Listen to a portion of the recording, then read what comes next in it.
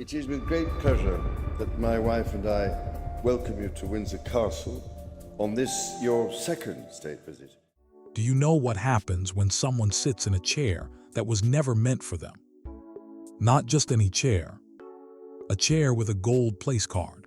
A chair assigned to a child of the future king.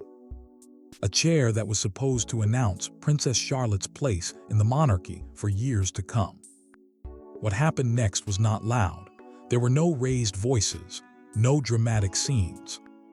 But what happened was far more powerful than any argument.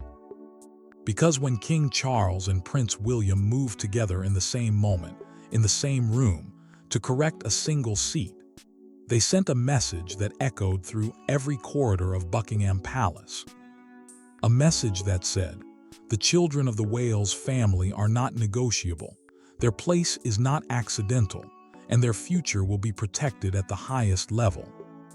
By the end of this video, you will know exactly why that chair mattered more than you could ever imagine. And you will understand why the silence that followed was louder than any speech ever delivered. But before we go any further, let me ask you something.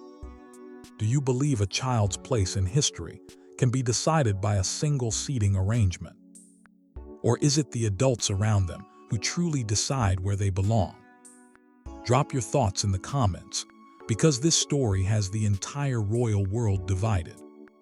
And hit subscribe, because what I'm about to tell you has never been covered anywhere else. Let me take you back to the moment it all began. Not in 2025. Not in 2023. In the hours before a state banquet. A state banquet, in plain terms, is one of the most formal events the British monarchy hosts. It is held at Buckingham Palace or Windsor Castle when a foreign head of state visits the United Kingdom. It brings together senior royals, political leaders, ambassadors, and invited guests for a dinner of extraordinary ceremony. The seating arrangement at a state banquet is not a courtesy, it is a statement. It reflects hierarchy. It reflects relationships between nations and within the royal family itself. It reflects who is being positioned as central to the monarchy's identity. The preparation for a single state banquet involves hundreds of hours of coordinated effort. The master of the household oversees a team that handles everything from the positioning of crystal glassware to the precise angle of flower arrangements that have sometimes taken professional florists days to assemble. The table itself, often seating well over 100 guests, is set with a mathematical precision that would feel excessive in any other context. But this is not any other context. This is a room where the image of Britain, its monarchy, and its relationships with the world are constructed and presented simultaneously. Every detail is load-bearing. The place cards are part of that precision. They are not printed the night before. They are decided through consultation, revised through negotiation, and finalized only after sign-off from the most senior levels of the household.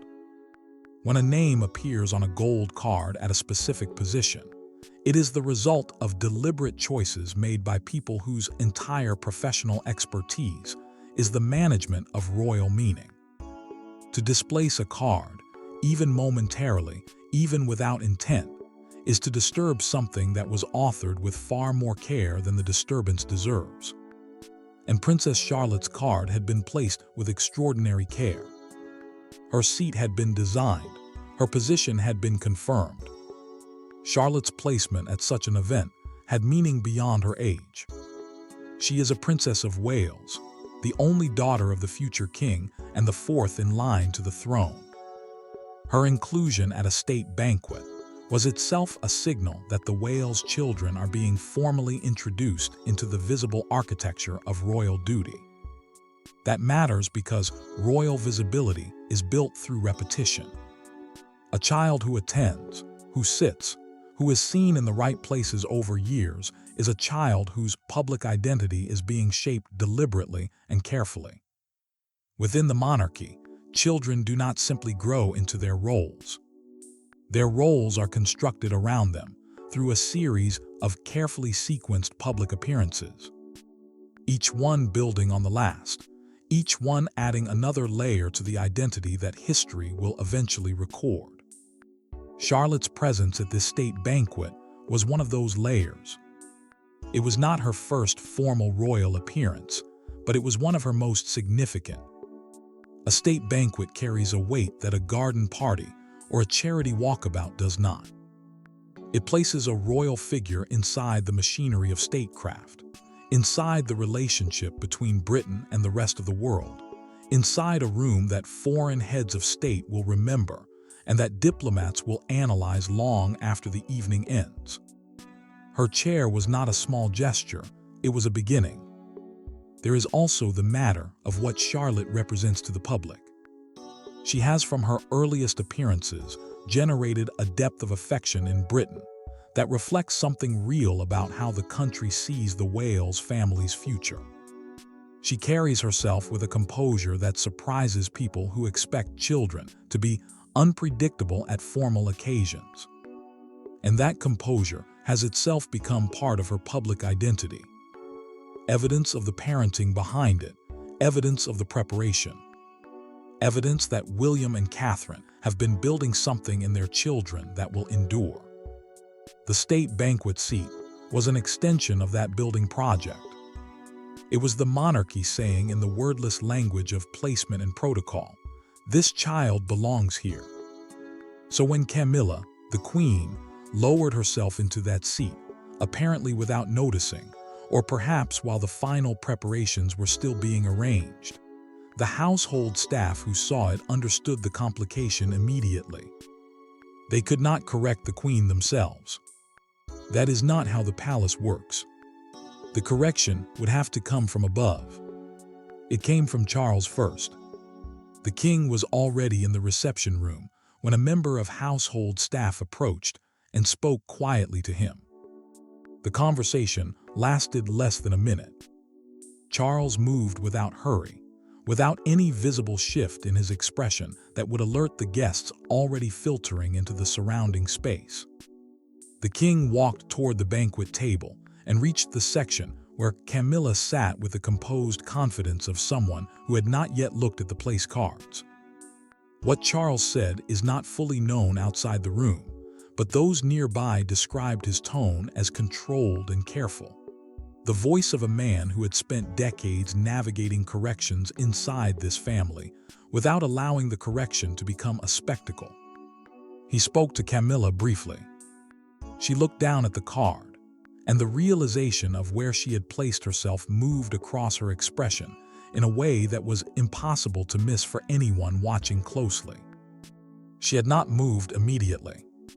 That pause, short as it was, is what caused William to step forward. To understand the significance of that pause, you need to understand how these moments work inside the royal family.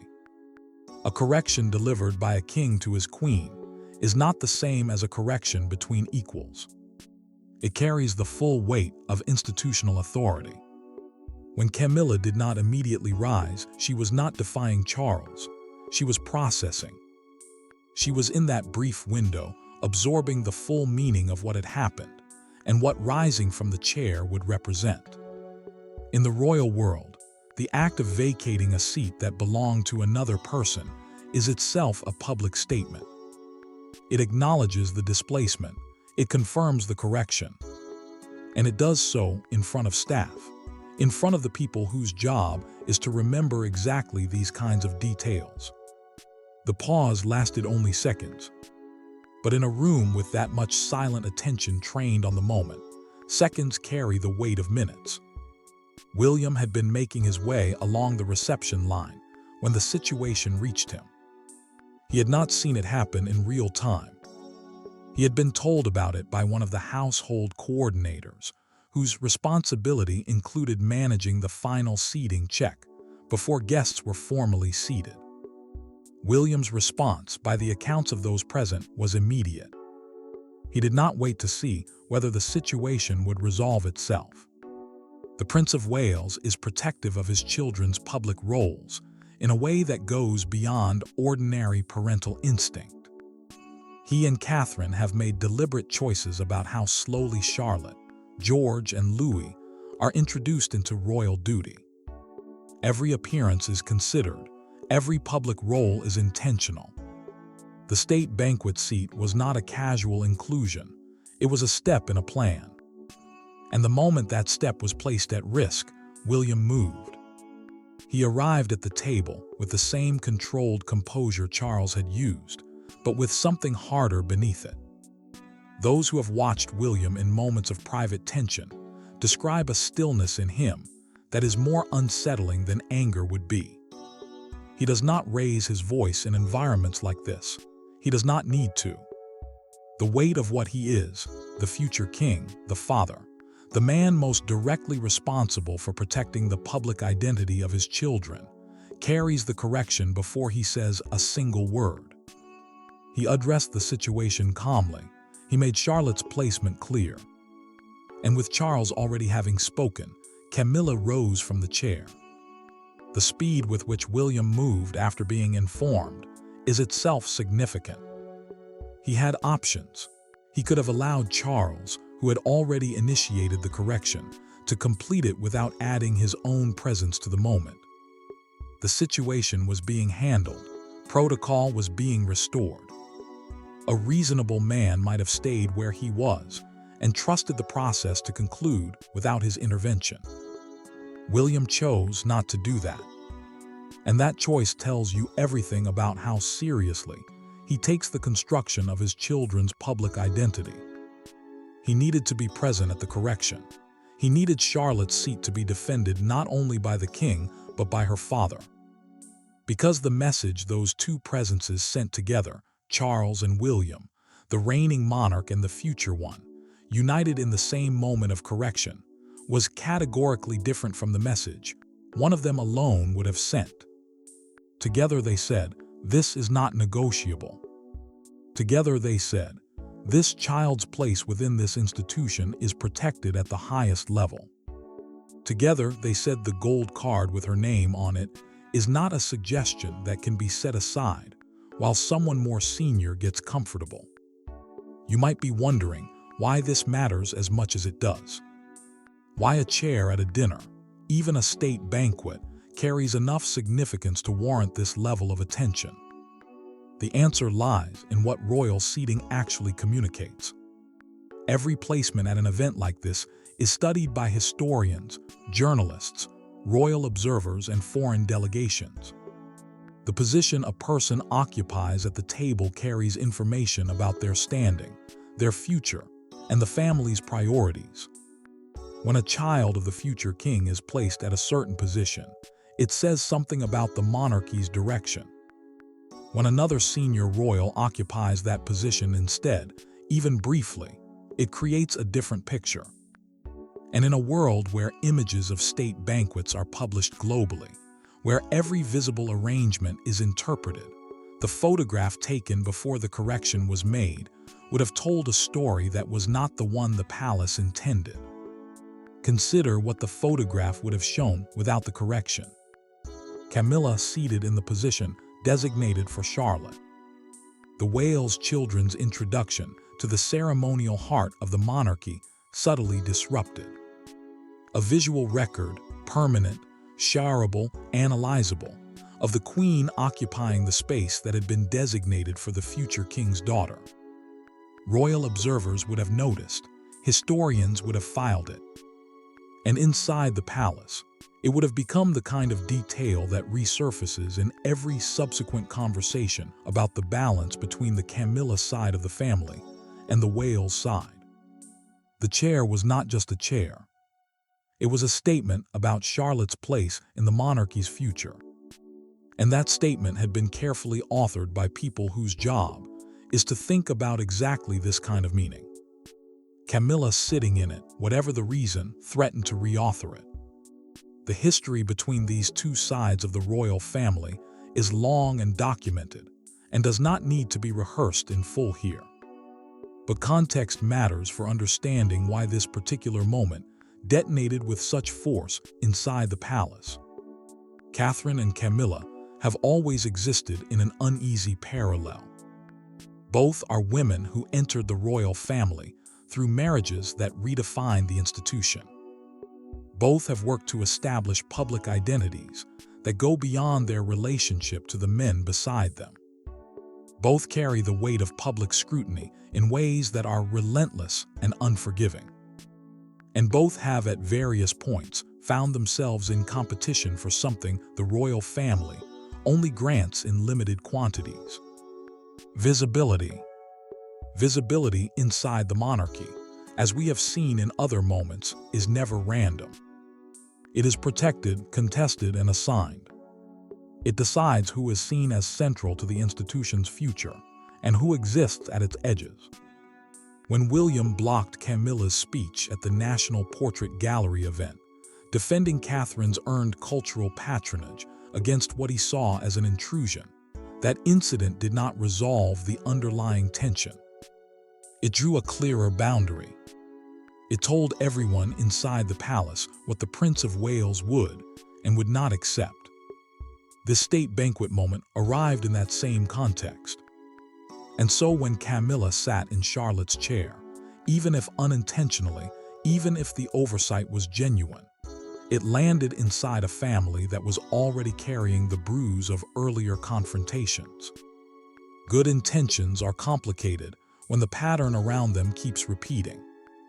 The palace does not evaluate individual incidents in isolation. It evaluates them as part of a sequence. And this sequence had been building for longer than most of the guests at that state banquet realized. What made this moment different from previous tensions was the involvement of a child. The disputes between Catherine and Camilla over public visibility, over speaking roles and event prominence, had always been contests between adult women navigating a complicated institution. Charlotte is not part of that contest. She is a child being prepared for a life she did not choose, being introduced into public duty at an age when most children are thinking about nothing more consequential than what to have for lunch. Her inclusion in the state banquet was the result of her parents' careful, loving, deliberate planning. To have that planning disrupted, even accidentally, by the same dynamic that had already caused friction in other settings, was something William could not absorb quietly. Camilla, by all accounts, had not planned this. The people who know her best describe the moment as a genuine confusion of placement, the kind that happens in large, complex events where dozens of staff members are managing hundreds of details simultaneously. She is not by nature a woman who schemes her way into children's chairs at state occasions. She is disciplined, experienced, and deeply aware of how these events work. But intention does not erase consequence inside the royal family. It never has. The consequence here was that the correction had to happen publicly enough for the household staff and others in the room to witness it. That means the story of what happened did not stay contained to the three principals involved. It moved through the palace, the way these things always move through the small, efficient network of staff and advisors who are present at every critical moment, and who carry what they see into the corridors afterward. The distinction between accident and pattern is one that royal observers have long grappled with in covering this family. A single incident can be dismissed as coincidence. 2 incidents become a question. 3 become a conversation that the palace can no longer manage through careful press statements. The National Portrait Gallery speech, the state banquet chair, these are 2 data points in a sequence. Whether the individual actions were deliberate matters less in the end than what the accumulation of them communicates to the people inside the institution who are responsible for managing its long-term stability. There is also a subtler dimension worth examining. The palace's internal culture is one where unspoken signals carry as much weight as direct instructions. Senior royals do not typically announce their intentions before acting on them. They move, and the movement itself becomes the message. Staff read those movements with the precision of people whose careers, depend on reading them correctly. When Camilla sat in Charlotte's chair, every person in that room who noticed, and several did, began performing the same rapid calculation. Was this an accident, or was it a test of what would be allowed? The answer delivered swiftly by Charles and William settled that calculation permanently. Charles understood this, William understood it more acutely.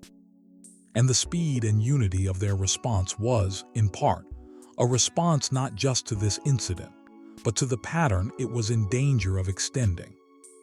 By the time the banquet formally began, the correction had been made. Charlotte sat in her assigned place. The evening proceeded. The foreign head of state saw nothing unusual.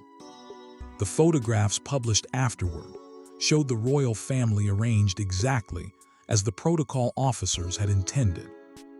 But the atmosphere inside the family for the hours that followed was not what it appeared to be in those photographs. Charles handled the aftermath with the particular skill he has developed over a lifetime of managing tensions inside a family that has almost never been fully at peace with itself. He did not treat the incident as a crisis. He did not punish the moment with coldness or dramatic withdrawal. He spoke to both Camilla and William afterward in separate conversations, with the quiet authority of a man who understands that the monarchy cannot afford visible fractures. Not at a state banquet, not in front of foreign delegations, not ever. Charles has spent more years than anyone inside this institution, absorbing its contradictions.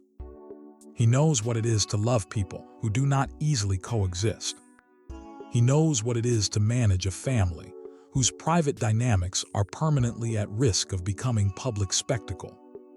He knows perhaps better than any living person that the monarchy's survival depends not on the resolution of every internal tension, but on the management of those tensions with enough discipline that the institution's public face remains coherent. His conversations after the banquet were not about blame. They were about continuity, about what the family needed to project going forward, about the kind of unity, functional, visible, deliberate, that allows an institution like the British monarchy to absorb private strain without fracturing in public view.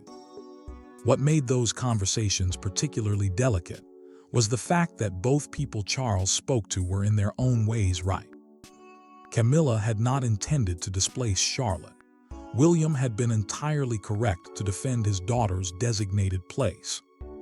Charles was managing not a conflict between wrongdoing and innocence, but a collision between two legitimate sets of feelings.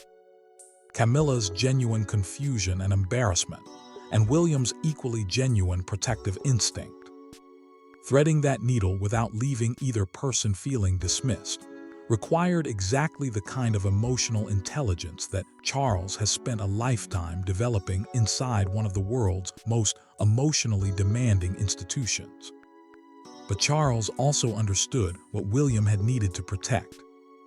The king has watched his son become increasingly deliberate about building the Wales family's public identity in a way that is independent, intentional, and resistant to being absorbed into other people's narratives.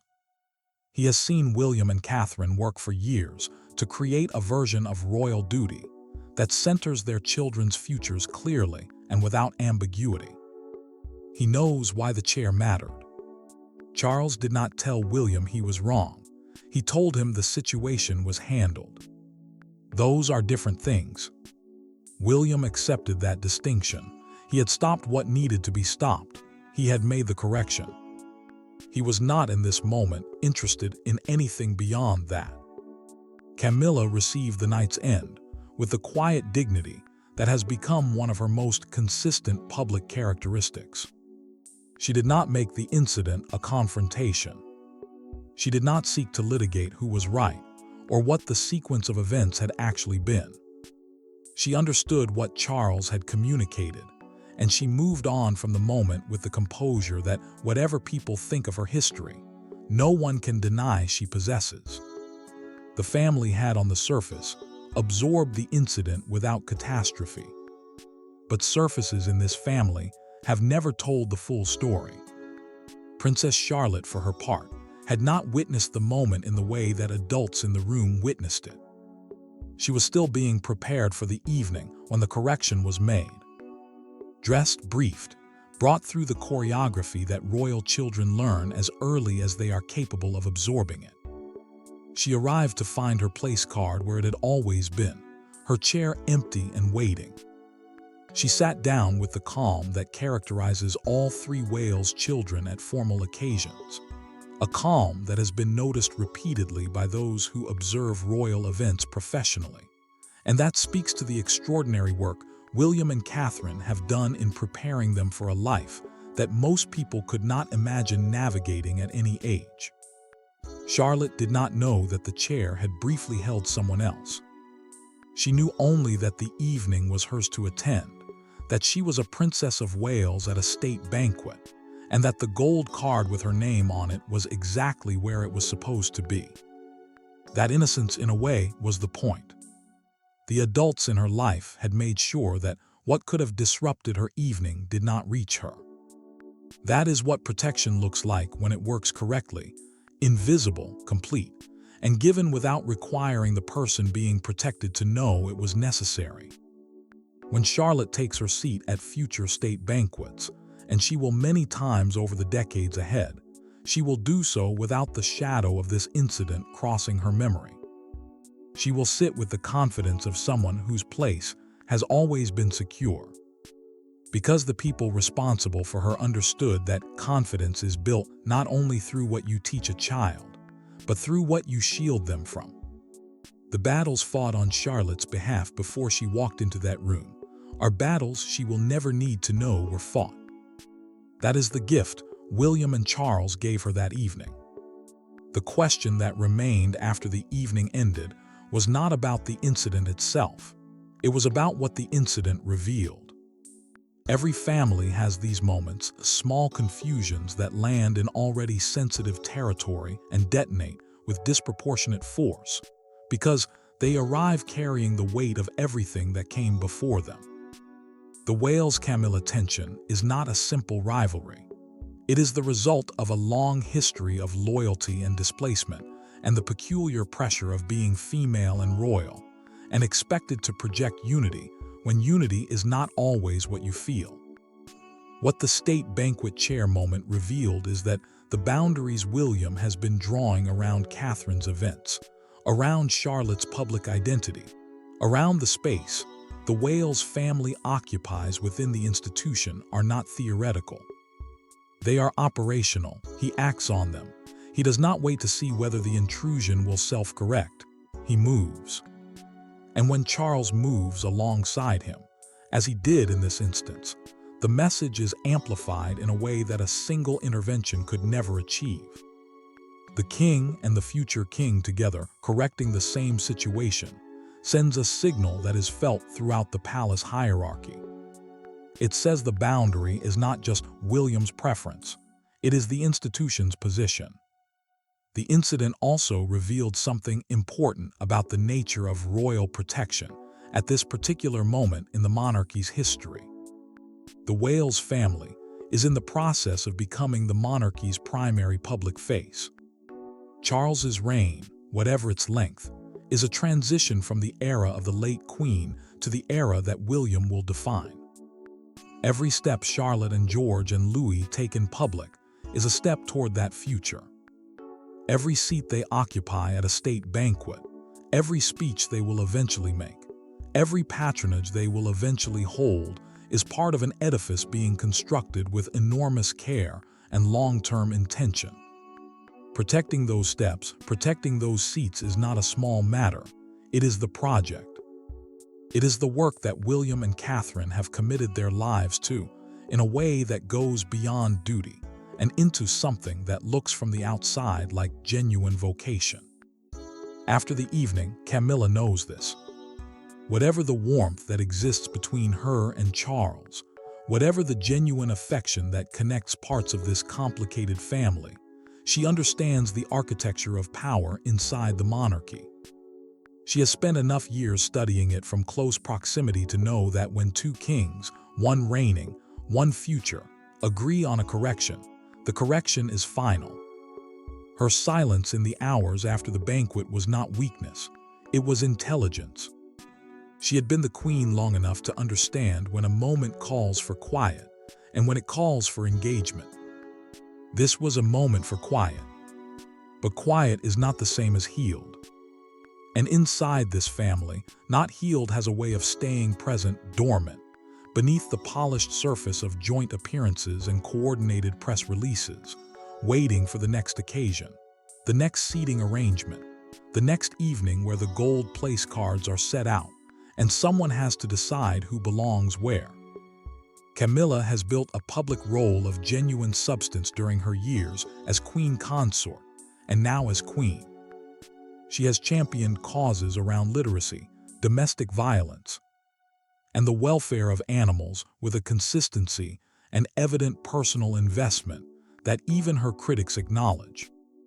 She has handled the peculiar cruelty of public judgment for her history with Charles, for the shadow she has always cast in comparison to the late Princess Diana, with a resilience that most people could not sustain. She is not a villain in this story. She is a woman navigating an institution that has never made navigation easy for anyone, and doing so with more grace than the tabloids have typically been willing to credit. But grace has limits when the institution's future is at stake. And the institution's future is now named Charlotte and George and Louis. It is William and Catherine.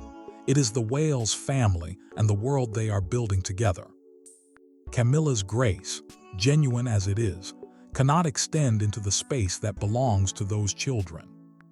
That is the lesson of the gold place card. That is what the correction was communicating.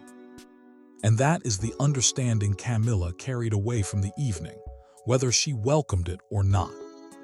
The state banquet continued. The speeches were made. The visiting head of state was honored. The room was photographed.